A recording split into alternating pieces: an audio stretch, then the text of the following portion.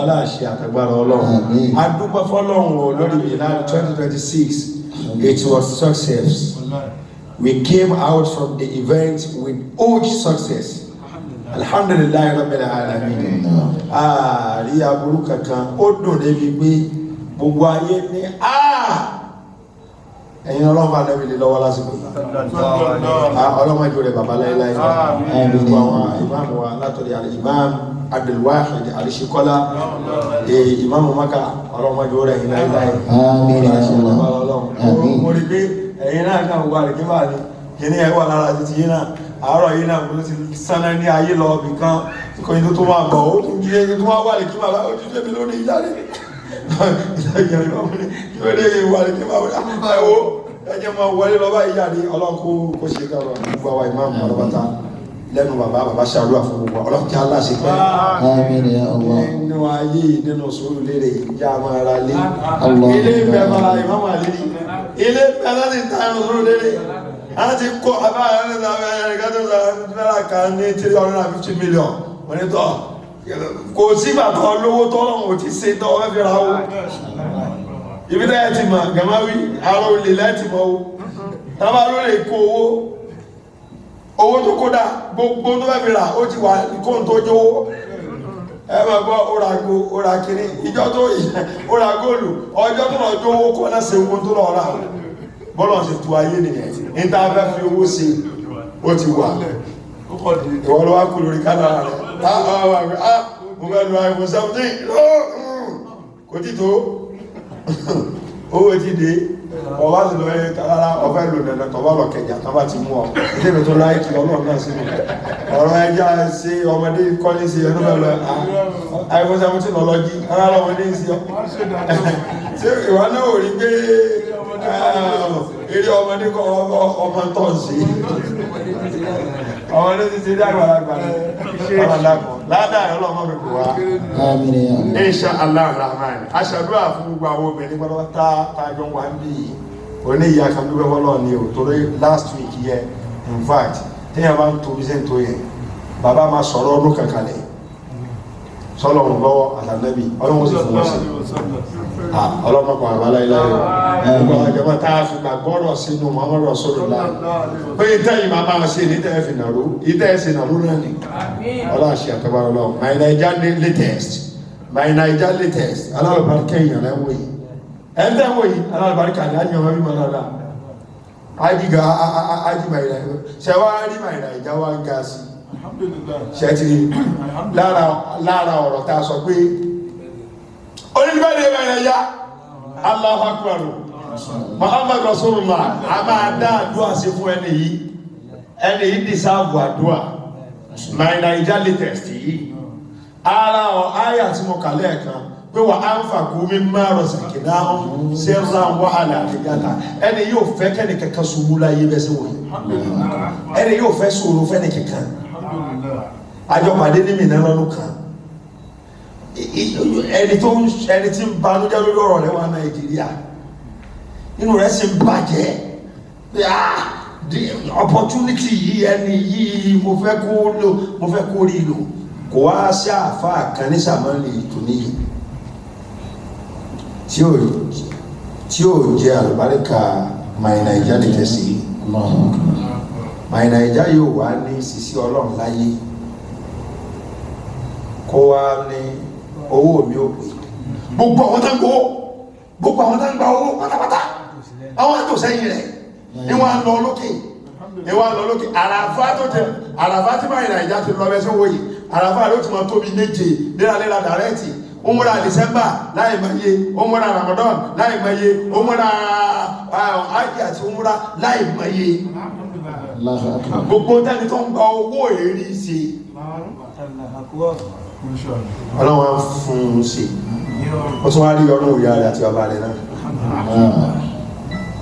oníwà lọ́jọ́ onílé ọjọ́ tí wọ́n wá bí sẹ́fà ọmọ mi sọ́rọ̀ mi ti yé tí wọ́n kó àgbákò bá ayé sọ́rọ̀ mi ti ayé tí ẹbí rí ọjọ́ bẹ́ẹ̀dẹ̀ tí wọ́n ọjọ́ náà wà lè mọ̀ lápẹ́rẹ́tì ọjọ́ bẹ́ẹ̀dẹ̀ wọn náà lọ́jọ́ tó jí fóònù rẹ̀ ọjọ́ bẹ́ẹ̀dẹ̀ rẹ̀ òun náà lọ́jọ́ tó pọ̀ ọlẹ́ tó bá ń sàbúrú amẹ́rin tó bá wúlò báyìí sọ́nà bẹ́ẹ̀ ti yé a máa take time láti lè appreciate my Naija latest kọ́nà kó jọ iwájú yẹn ọlọ́run dàpọ̀ kò tí ì débi ọlọ́run yóò débi bẹ̀tẹ̀ iwájú yẹn ọlọ́run ní yóò débẹ̀ tẹ́yẹ ọlọ́run yóò débẹ̀ tẹ́yẹ yẹn gbogbo ẹni tó bá wá ní kò ní débẹ̀ ọlọ́run ní yóò débẹ̀ tiẹ̀ ọlọ́run ṣe àtẹ̀gbára ọlọ́run kọ́ sí tó kàn my Naija latest kọ́dà tí a bá wà sí gbogbo blọ́gà tí a bá ti kó gbogbo ògbó náà wọn dé tí a bá fi kọ́fà kò tún ní jà lórí pé ẹ dí mi lójú kò tún ní jà kò tún ní jà lórí ẹ bá gbé ọ̀pá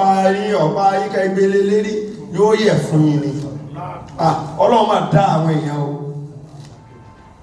bó ṣe wá rí bàbá wa gbé lọ́dún kan èyí tó sún sójú wa a wà nílọrin lọ́dún náà lọ́hùn ó ti wá wà nínú mọ́tò Èkó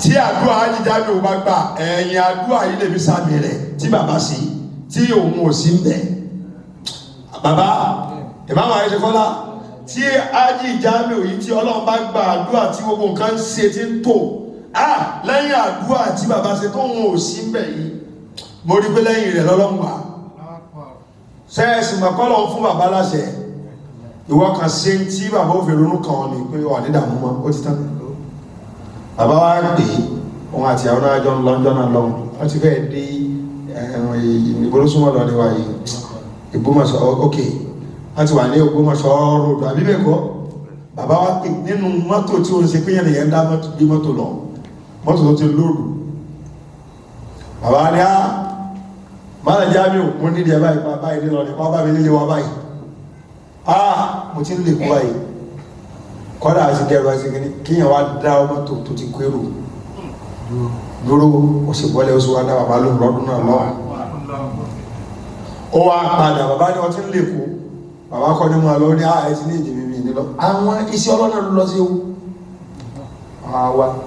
wà yẹn lókè ní ó wá yẹ́yìn padà yẹn wá lọ tán ọjọ́ tó bá ilé rírìn lọ́dọ̀ àwọn àfáà tọ́lọ́ wọn àfáà ìwé kan máa ṣàdúrà fún ọ àwọn àfáà ìwọ́n gbàgbé mi ìwọ́ ọ̀dá lọ́wọ́ ló fi ní káàmọ́ níjọ́ tí ọba ilé rírìn tó bá fi di pé ìjọ tí wọ́n àgbà nídìí orúkọ yẹ́ kí ló jẹ́ orúkọ yá rẹ̀ wá orúkọ yá àti bàbá ẹ̀ sì ní kárò ní látàrí nínú oògùn tó bá ṣiṣẹ́ ìdánagbọ́n kẹ́ fi pẹ̀lú àtàrí bó ṣe rí nìyẹn dandan kọ́ ni pé ẹ mú orúkọ ìyá rẹ̀ wá wọn nídìí ẹ̀ ọba tó ní ìwọ àti ìyá rẹ̀ náà máa bẹ́ẹ̀ gbé tábàlẹ̀ pé báyìí ọlọ́run sọ ní pé wọ́n lọ dá ó wà nú àwọn àlàyé tán ní orí ilẹ̀ eléyìí báyìí kan sí ọlọ́run ó ṣe náà ni ajíjáde wo kan nínú ọjọ́ tí ajíjáde ò sí oríire tó kẹsẹ̀ lẹ̀kún sánmà báyìí tí sánmà dún tó jò dẹ́kù àsàmì ọjọ́ yẹn inú bàbá dùn inú àríwúdá ó dùn sí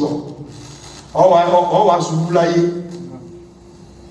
ọ̀làbí sọ wọ́n pé mọ́bìlẹ̀ wọ́n ti ẹ̀lọ òwúlẹ̀ bá bàbá nú jẹ́ bàbá ò ní sí pé àmọ́ Ọlọ́run ò ní ṣàdúrà fún wọ́n tọ́ bá ti ṣe bá wọn ayíjámi ò kò ní wà lọ́jọ́ bí ayíjámi ò ìmọ́mà ẹ̀sìn kọ́lá mo fẹ́ kẹ́ dá wákà gidi kó túbà wà ò ní tó àfún òní ìṣe náà ni ayíjámi ò wọ́n ti ká celebrate ẹ̀ ní òní yìí sẹ́rẹ́sì àbáríkà ayíjámi ò bóòlù àti fẹ́ ṣe báyìí ń sin báyìí ìmọ́mà ẹ̀sìn kọ́lá wákà ẹlọ́kọ́bà nínú jáde ò Masha Allah kí máa máa yẹ kọ́lá ẹni yìí di sáàbù gbogbo gbà àtúnwà ní London tí lọ́ kiri ní ó sọ yẹ́ o àtúnwà ní London tó bá ti gbọ́ ohun bàbá àwọn àwo náà kọ́wọ́ tí wò fi dá àfáà mọ̀ tí wọ́n sọ fáwọn àfáà pọ̀ bísí àwọn àwo lọ́ràn iṣẹ́ gbó ajínigbàmọ́ ẹja mẹ́rin àwọn àwo náà níṣẹ́ tó ń sọ fáwọn àfáà pọ̀ bísí àwọn àwọn onátó ẹgẹgẹ táyì tó dáwọn àfáàmà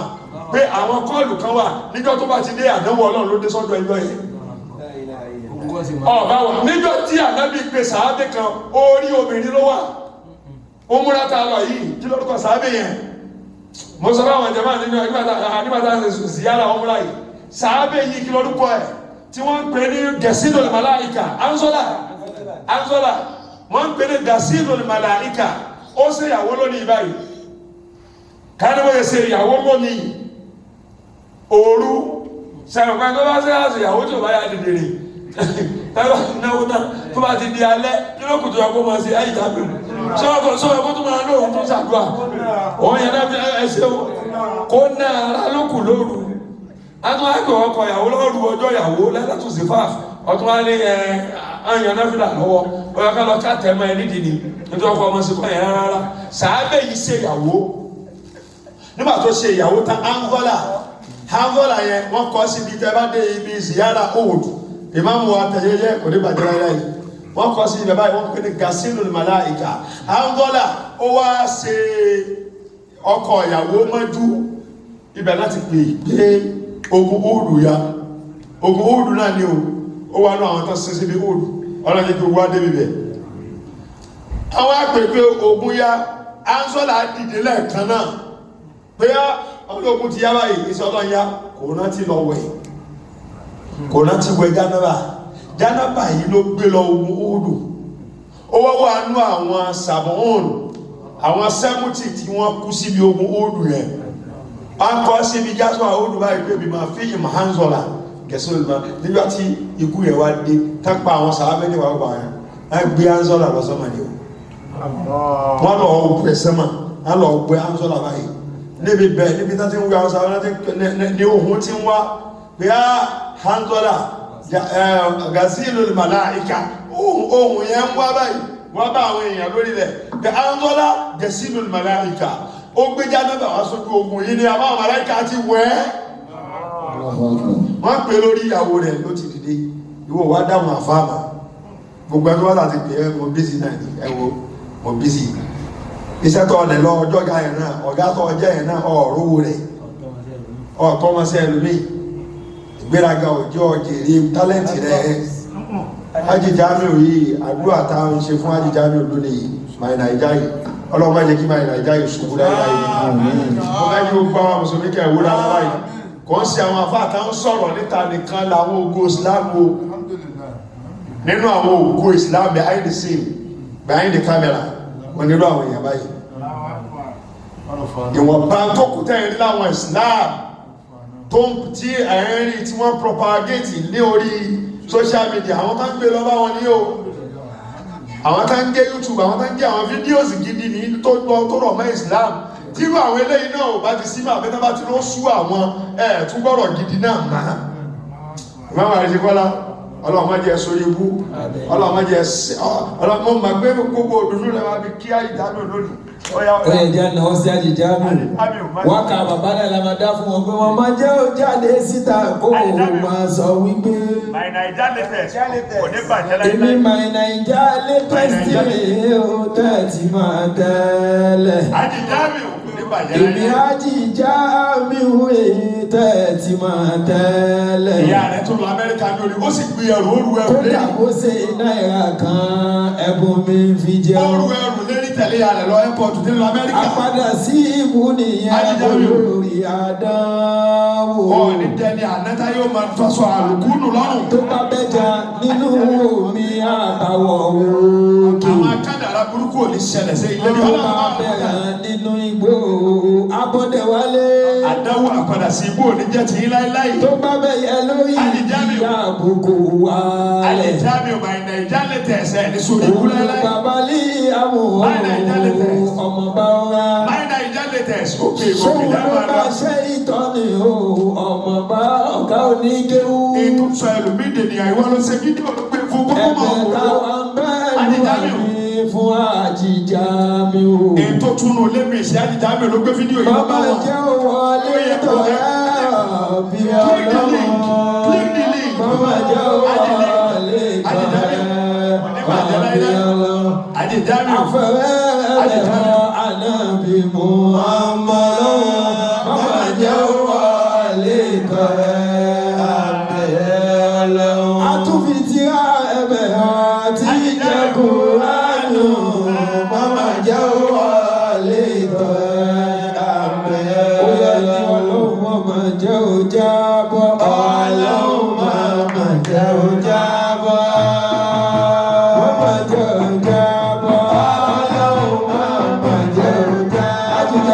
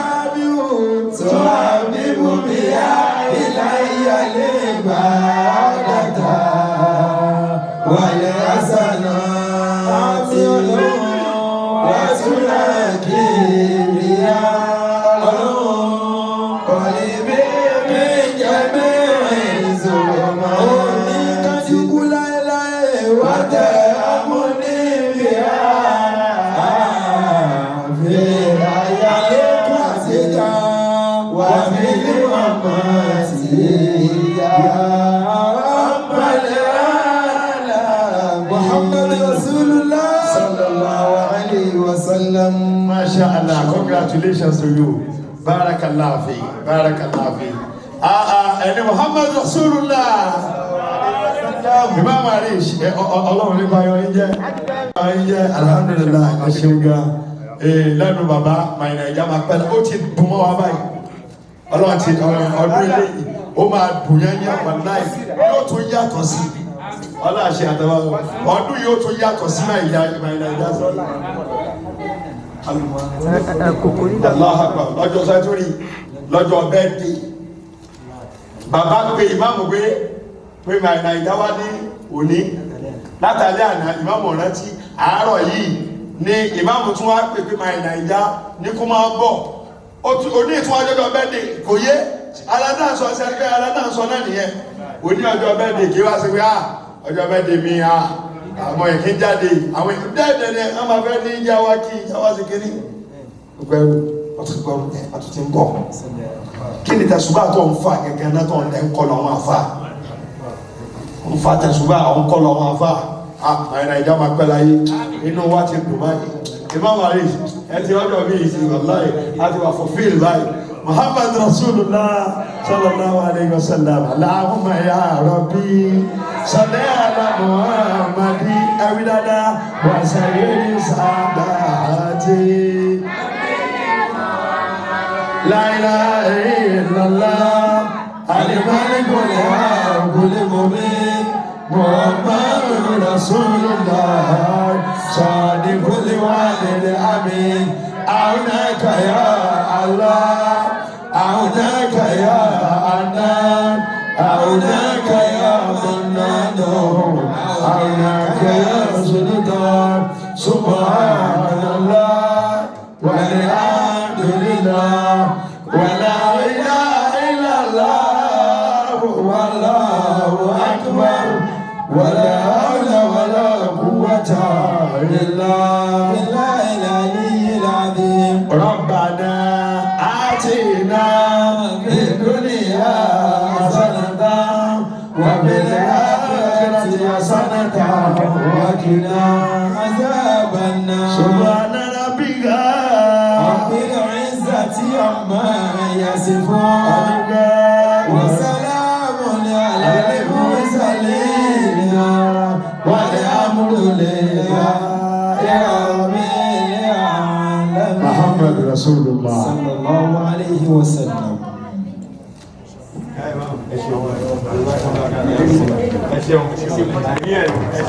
Happy birthday to you, my Naija TV.